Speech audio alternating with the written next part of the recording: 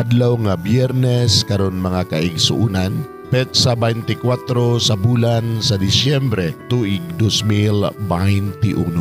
Ang pagbasa kinutlo gikan sa Ebanghelyo sumala ni San Lucas kapitulo 2 bersikulo 1 ngadto sa 14. Niadtong panahona mi pakanaog og sugo si Emperador Augusto nga ang tanang nagpuyo sa tibuok gingharian sa Roma magpalista.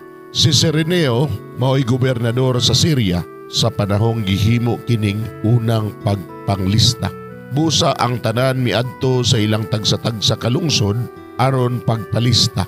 Gikan sa lungsod sa Nazaret sa Galilea, miadto si Jose sa Judea ngadto sa Bethlehem, ang lungsod nga natawhan ni Hari David. Miadto si Jose didto kay kaliwat man siya ni David. Ang tuyo niya mao ang pagpalista uban sa iyang pangasawunon nga si Maria nga nagsabak miadtong higayuna. Ug samtang didto sila sa Bethlehem, miabot ang panahon nga manganak na siya. Nanganak siya sa iyang panganay nga lalaki. Giputos niya ang bata sa panapton o gipahiluna sa usa ka pasungan kay wala na may luna sa balay nga abutanan.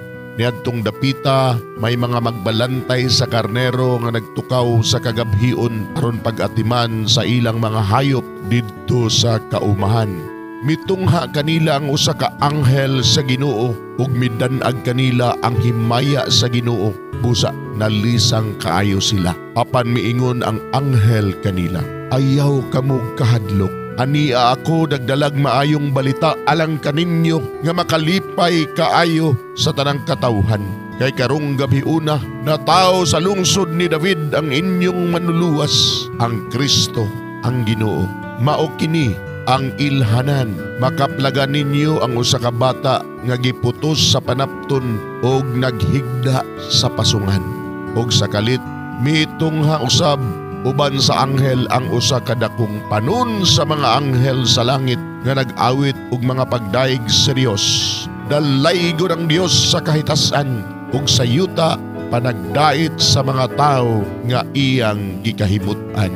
Mga igsoon, ang Ebanghelyo sa Ginoo, daygon ikaw o Kristo.